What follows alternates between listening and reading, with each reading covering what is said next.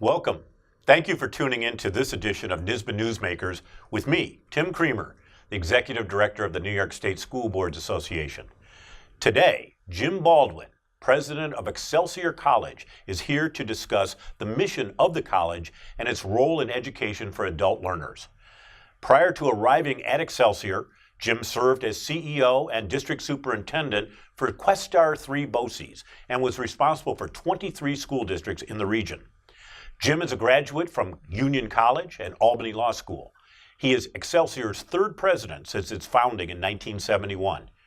Jim, thank you for joining me. Thank you very much. Thank you very much for coming. Yeah. I want to talk to you a little bit about the history of the organization that you now had, Excelsior College, and get a little bit of background about what they do, why they do it, how they do it.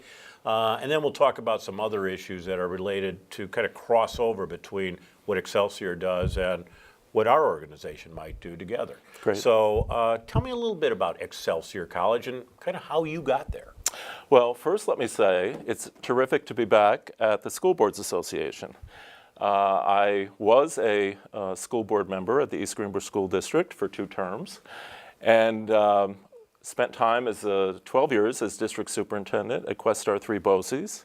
So I really found my time as a Board of Education member to be extraordinarily rewarding. And when I was district superintendent, I always talked about the fact that school board members really, I think, perform the highest form of public service, and it's really a selfless kind of enterprise. It's great to be back here, and I have tremendous respect for your organization and the work that you do as advocates for public education in New York. Well, mutual admiration. I remember you when you were the district superintendent at Questar 3, and you were always one of the people who were the thought leaders in that industry and in our education world. I oftentimes turn to you and ask you questions about what do you think about this, what about that, and your sensitivity to school board service, because having been a school board member, just set you apart from everybody else I was talking to.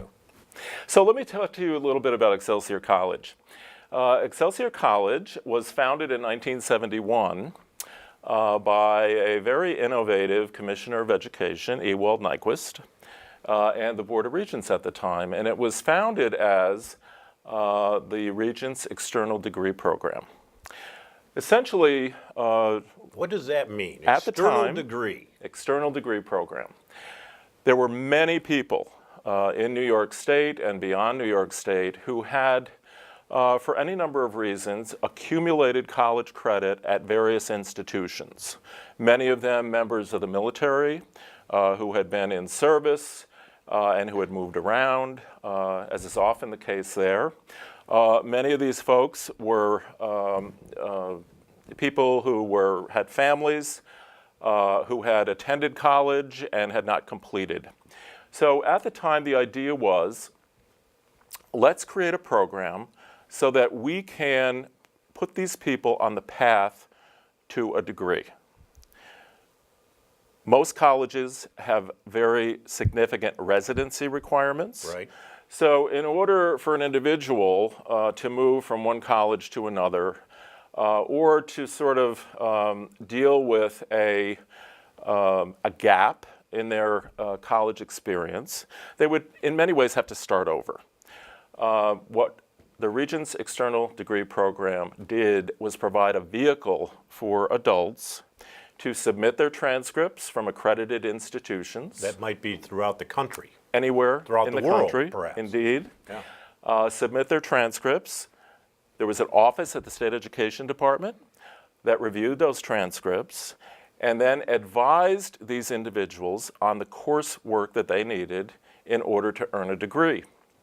Those individuals would then go out and obtain those credits at any accredited institution, submit the transcripts, and when they met the degree requirements, they would actually receive a degree from the University of the State of New York, under the aegis of the New York State Board of Regents. Even though they might have received significant numbers of credits elsewhere. More often than not, they would not have received credits from the program because really the program was just a vehicle that was used to let people know what they needed to complete degrees, have them go out and do it at some educational institution, and then send their transcripts back in. When we talked before, you used the term aggregation of credits. That's what you're talking about. That's right. All right. Really very deep in the legacy of Excelsior College is the concept that as long as you've earned college credit at an accredited institution, we will give you credit toward a degree program at Excelsior College. The external degree program in 1986 evolved into what was then called Regents College. Okay.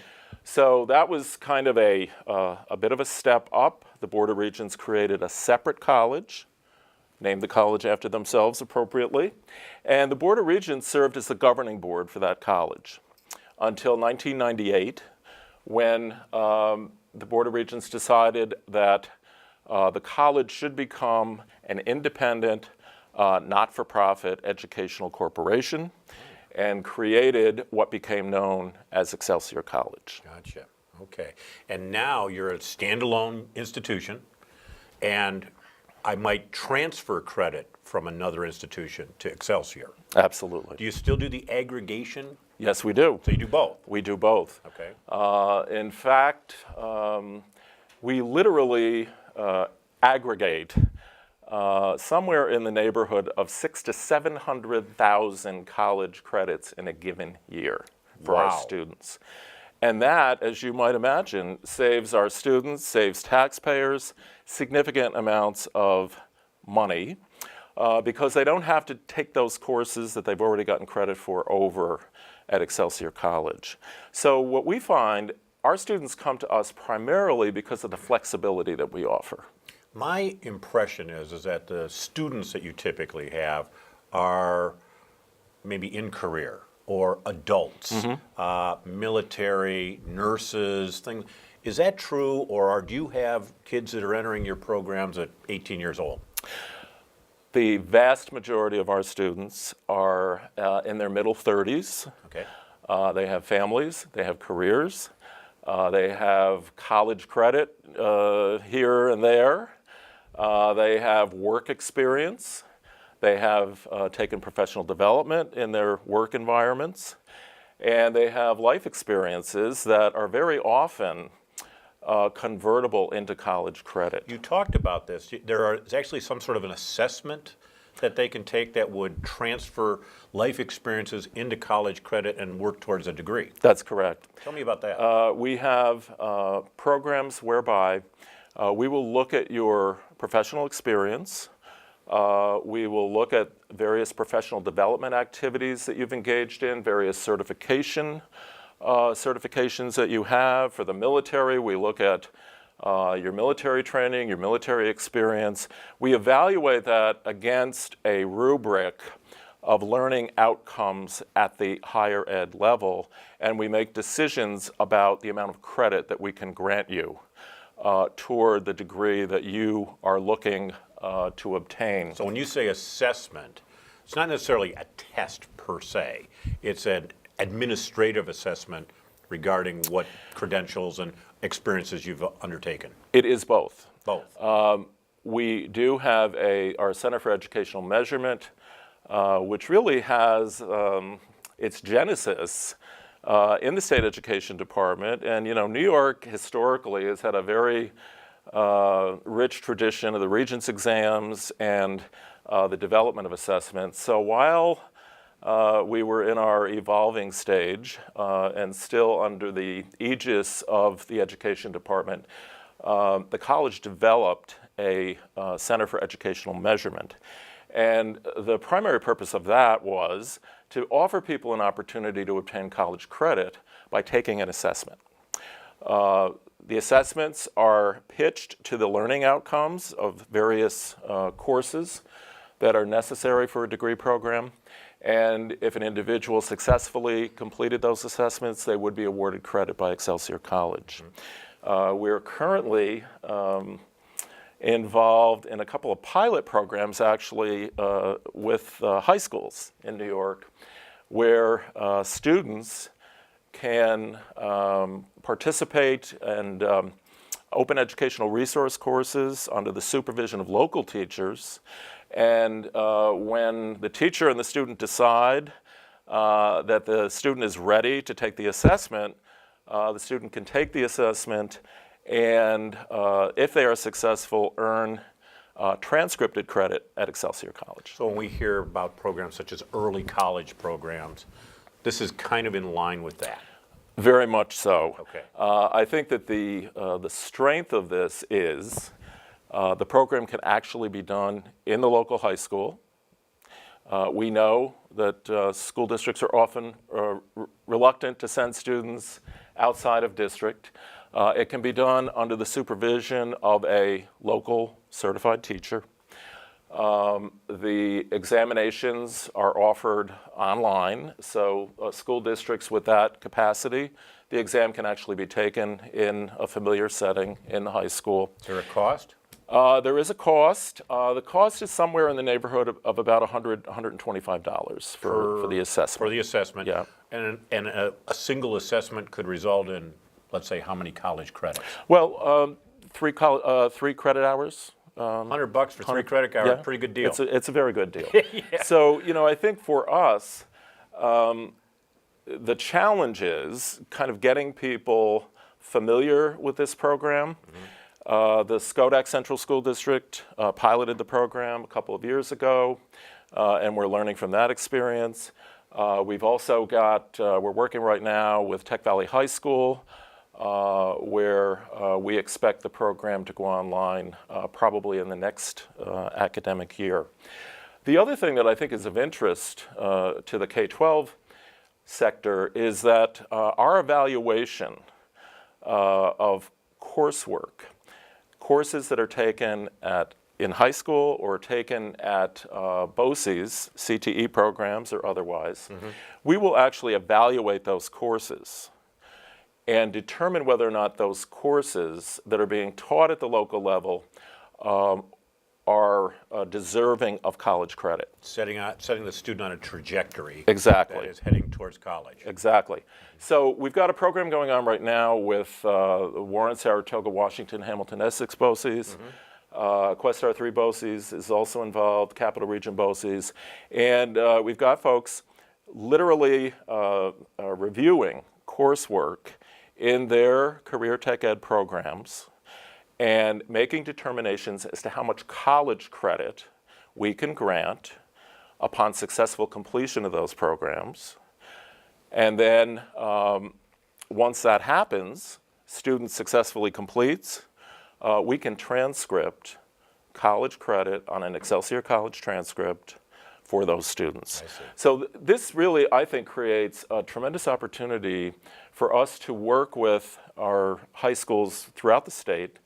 We have a lot of conversation, a lot of emphasis on trying to, first of all, enable students to understand that they're capable of doing college level work. Right. And this does that when the students are successful. Many of our CTE programs are very sophisticated and require tremendous amount of knowledge, a lot of technical knowledge, a lot of science, math, technology. So what we're doing here is really kind of validating what's being done in our high schools, in our career tech ed centers, granting credit where it's appropriate, and really getting those high school students on kind of a ramp that will eventually, we hope, lead to degree completion. Well, this is the articulation between K-12 or high school and college, right there. I mean, we've always talked about college and career readiness. That's been our buzzword for That's right. Half a decade now, and you're doing it. We are doing it. And that's a beautiful thing to see. I'm glad to hear that. Yeah. You talked about the number of credits that you aggregate or perhaps transfer. How does that equate to the number of students that attend Excelsior or who graduate from Excelsior? Well, we are really looking primarily at adult students. We are very much focused on serving underserved populations. So That too is admirable. I think because of its genesis, the college is very much committed to public service. We were created for a public purpose, and even though we're a private not-for-profit corporation now, that legacy and that mission really endures through to today. We have just approximately 38,000 students enrolled at the college right now. And probably about 2/3 of them are actively engaged. That means they're either taking courses or they've submitted an application for aggregation of credit. They're involved in a program where we are assessing their various life experiences to determine what would be credit worthy. Right. So the notion that my life experiences and my previous college experience can be kind of consolidated under one roof, and then I will get a really what amounts to sort of like an individualized educational program for degree completion that appeals to many adults. And you offer an associate's degree, a bachelor's degree, and a master's degree. That's correct. We offer those degrees in any number of different disciplines. We have 5 schools, School of Health Sciences, where we're seeing a tremendous amount of interest in healthcare administration, master's level, bachelor's level courses. We have a School of Nursing, which is the largest school of nursing, certainly in the United States and probably beyond. Really? I'm not sure people know that. I'm sure they don't know that. In many ways, we're the best kept secret in New York State and beyond. We have a School of Public Service, which is our newest school. I want to hear more about that. Where we offer an associate's bachelor's in criminal justice. We also have a new master's of public administration degree program. And interestingly enough, growth in that program on a percentage basis is exceeding growth in other programs. So somehow there seems to be a renewed interest in public service, which is really good news from my perspective, having spent 36 years in public service myself. I'm sitting here with a master's degree in public administration and wondering why, and now so you're telling me. Our time is coming back is what it comes down to. Let me ask you, there's a cost associated with this, but so many of are all your courses online? Primarily. The vast majority of our courses are online. Okay. They are asynchronous, and that means that they are available to the student when the student wants to engage with the course. So I enroll in a course, and I can activate the materials in that course at any time, 24/7, 365 days a year. That's right. And do I have a period of time by which I have to complete the course? Yeah, it's just like any course. We have semesters. Yep. So, if you enroll in a course for a given semester, you're expected to complete by the end of the semester. All right. But the beauty of it is that it's available to you on demand during that semester. And in fact, based on the data that we're able to glean from our systems, most of our students are engaging somewhere between midnight and 2 a.m. So I think that speaks, they're pulling all-nighters, I guess, from a traditional student point of view. But I think it speaks to the need for flexibility on the part of our students who have jobs, have families, and who are basically getting into it once they get done with their life during the day. I know when I was in college, I did my best work between midnight and 2 a.m. And so did I. Today, that's not going to be possible. I do remember using that typewriter. And it was a lot tougher than when you had a typewriter. Yeah. Now, because you're online primarily, I assume there's a cost differential between what I would expect to pay per credit hour, let's say, and if that's how you measure this, at Excelsior versus a traditional on-campus institution. Well, I think there certainly are cost differentials. One of the things that I was quite frankly surprised by is the cost associated with developing and maintaining online educational programs. I understand. You know, I had worked with Excelsior College when I was the district superintendent at the BOCES to develop 3 courses for teachers, really guiding them in teaching math K through 8. And the BOCES contributed the subject matter expertise. The college actually did the work of creating the online courses. And those courses cost roughly about $200,000 each in order to produce them and in order to get them to the point where they're online. We also have very significant technology infrastructure, which contributes to our expense. So, you know, the real value, I think, of Excelsior College is at the cost of credential. If you look at it in terms of cost of credential, I don't think anybody can beat us when it comes to that. What does that mean? What's that term? Well, if I come into Excelsior with 2/3 of the credits that I need in order to earn a bachelor's degree, yes. I'm really only going to have to take 1/3 of the courses that I would have to take if I went to a school that had residency requirements. I see. So I don't have to repeat a lot of stuff. That's right. Okay. That's right. So that is really where I think the value that we offer to the community, in addition to the flexibility, is that when it comes to cost of credential, you're really not going to beat us if you have prior college credits. And you can come to us with really almost all of the credits you need. And we have some very minor requirements in terms of courses that we want everybody to take. And then we have what's called a Capstone course. And Sure. that Capstone course is really testing for learning outcomes for the entire degree program. And this is something that, 4 credit hour Capstone course, probably 6 credit hours of some of the more foundational courses that really enable you to effectively engage with online learning.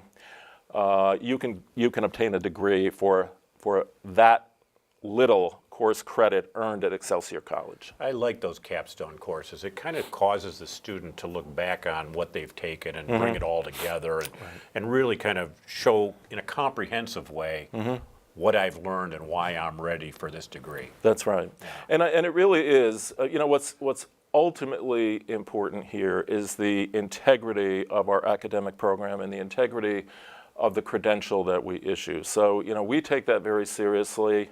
We want to ensure that if someone has a degree from Excelsior College, like any college, you want to ensure that that credential means something. When I was a school superintendent, I always talked about, what is the currency of a Regents diploma in New York? And now I talk about what is the currency of a degree from Excelsior College. And what we want it to be is this. When you see that degree, you know that this person has met minimum standards in terms of literacy and numeracy at the college level, and an area that we are very aggressively moving into now relates to career readiness, because we know that there are many students who have degrees but are not necessarily ready for careers. Last thing I want to ask you about, this last budget, the governor put forward what he called the Excelsior free tuition, I should call it the Excelsior Program, and it's been referred to as free tuition. We know that it's not free tuition. As we learn more about it, there is a certain cap on a family income now starting off at $100,000. It's last dollar coverage, if you want to call it. You have to have any grants, any scholarships, anything that you've already accumulated, and now there's a distance between what you have and what you need in order to get into college. up to a certain point, this Excelsior program, if you qualify, we'll pay for that. We also recently learned you have to stay in the state after graduation, which I think is a legitimate requirement. But I'm curious as to the impact of an Excelsior program on Excelsior College. Probably, did you like the fact that it was named the same thing as your college? Well, I had some colleagues at the college, saying, well, why are they naming it after us, and our students won't even be eligible for it? And I said, well, you need to realize here that Excelsior is the state motto, so I think the governor has a superior claim on the name. You guys should have trademarked this thing, I think really any investment in education, we're educators, so we have to recognize that any investment in education, any acknowledgement of the need for education for our people. Particularly people who come from a background where it's unlikely they're going to be able to go to college. They may be first generation to go to college. They might not make it, had it not been this maybe a little boost upward. That's right. So I think, we acknowledge that. I do believe, though, that, and the implications for Excelsior College are not particularly dramatic. We have about 370 students right now of our 5,000 plus New York students who are TAP eligible, which is basically the criteria. Right. So for us, we don't see it as a big threat, looming threat. My concern, frankly, are for those small private not-for-profit colleges that are scattered across upstate New York. Right. And downstate. Some of them just kind of hanging on right now. Many of them. I mean, higher ed has really gone through some very difficult times. The concern is many of these institutions are the primary employers in their communities, and some of them are financially marginal. There was a study done by Georgetown University that looked at Hillary Clinton's plan and the impact that would have on the private not-for-profits. And that study indicated that between 7 and 15, that the private not-for-profits would see a decline of between 7 and 15%. If that were to happen in New York, that would be very difficult circumstances for some of our private not-for-profit colleges. But Excelsior will survive. Excelsior will survive, ever upward. That's what I like to hear. Well, Jim, it's been a pleasure to have you here today, and I really do wish you success in this program, in this college that you now are president of. It sounds like it's really worthwhile. I love the fact that you are able to bring these aggregating credits together from people who have been, particularly military people who have been deployed all over the world, people who have been moved around in their careers and such, and need a place where they could bring this all together. It just seems like a natural. I'm really glad you're doing it, so thank you. Well, thank you, Tim, and thank you for this opportunity. I look forward to seeing you again soon. For sure.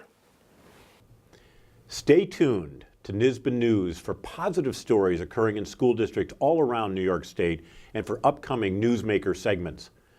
Thank you so much for joining me here today. I hope to see you again soon.